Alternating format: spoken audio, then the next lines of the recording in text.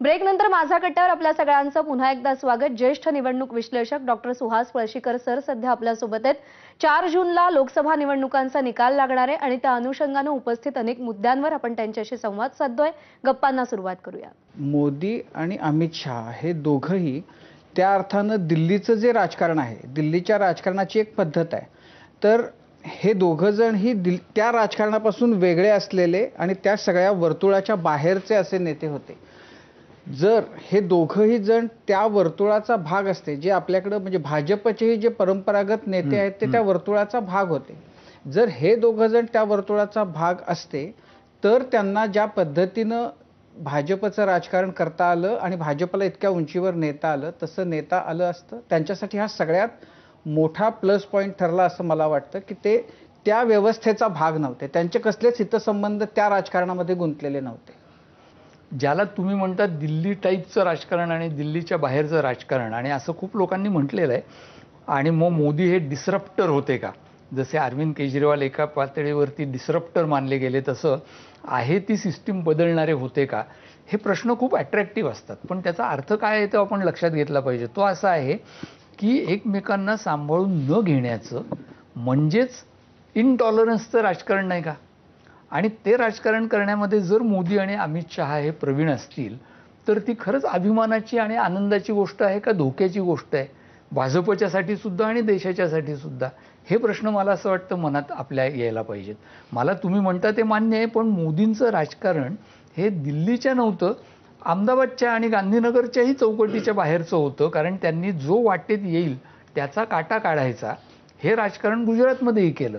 मुद्दा असा आहे की हे लोकशाही राजकारण आहे का, ज्याला महाराष्ट्रामध्ये आपण यशवंत नीती असं म्हणतो आणि बेरजेचं राजकारण म्हणतो, की ज्याची टिंगलही केली जाते, त्याची काही एलिमेंट्स ही लोकशाहीसाठी अत्यावश्यक आहेत। हा खरा मुद्दा नाही, पण मुद्दा त्यांच्या राजकारणात आहे। पण ज्याच्यामध्ये जर पक्षाचं हित हे सर्वोच्च असेल तर त्यासाठी जेही करायला पाहिजे ते सगळे व्यक्तिगत हितसंबंध बाजूला ठेवून जर ते करून जर फायदे होत असतील आणि त्याच्याच जोरावर तर त्यांनी हा पक्ष इथून इथपर्यंत आणला।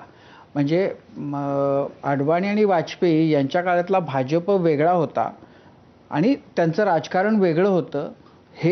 हे जरी असलं तरी त्यांना ज्या उंचीवर भाजप आज मोदी घेऊन गेले त्या उंचीवर नेता कधीच आला नव्हता।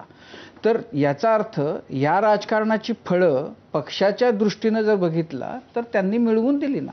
बरोबर आहे, तिथे मी मान्य करेन तुमचं। मला असं वाटतं की प्रमोद महाजनांसारखं नेतृत्व भाजपमध्ये जर पुढे वाढीला लागलं असतं तर भाजपला हा मार्ग न वापरता सुद्धा मोठं होता आलं असतं, कारण ती कुवत आणि ती दृष्टी ही प्रमोद महाजनांकडे होती। पण त्याचबरोबर प्रमोद महाजनांना आहे ती चौकट कशी वापरायची, ती मोडायची नाही याचंही भान होतं। आता तुम्ही म्हणता तो फायदा भाजपला यांनी नक्की करून दिलेला आहे, पण माझे 2 प्रश्न आहेत। एक, तो जो फायदा करून दिलेला आहे आणि कुठल्याही पक्षाला त्याचा फायदा करून घ्यावंसं वाटणं हे लोकशाहीत स्वाभाविक आहे, त्याची व्यापक किंमत काय आहे हा एक मुद्दा माझा आहे। पण समजा तो तुम्हाला किंवा आणि कोणाला पटला नाही तरी सुद्धा भाजपसाठी मला असं वाटतं की ही आत्ताची ज्याला आपण म्हणूयात सोनेरी युगाची जी कहाणी आहे ती किती काळ पुढे चालू राहणार हा तितकाच पेच प्रसंग आहे। म्हणजे मी केजरीवालांसारखं नाही म्हणत की 25 साली मोदी निवृत्त झाल्यावर काय होईल म्हणून, पण नेमकी जी चूक इंदिरा गांधींनी काँग्रेसच्या बाबतीत केली तीच जास्त गंभीरपणे ह्या जोडगोळींनी भाजपच्या बाबतीत केली आहे का, की त्यांनी इतकं सत्तेचं केंद्रीकरण करून सत्ता भाजपला मिळवून दिली की त्यामुळे नंतरच्या काळात पक्ष चालवणं हे भाजपला मुश्किल होऊन बसेल का असा प्रश्न आहे। म्हणजे आता घटकाभर आपण भाजपच्या बाहेर आहोत आणि एकूण लोकशाहीच्या चौकटीचा विचार करतोय हे सोडून देऊ, भाजपचा विचार करूयात आणि तुम्हाला असं दिसेल की एकेका राज्यातले मुख्यमंत्री अचानकपणे बाजूला केले जाणं। इंदिरा गांधींनी एक्झॅक्टली हे केलं होतं।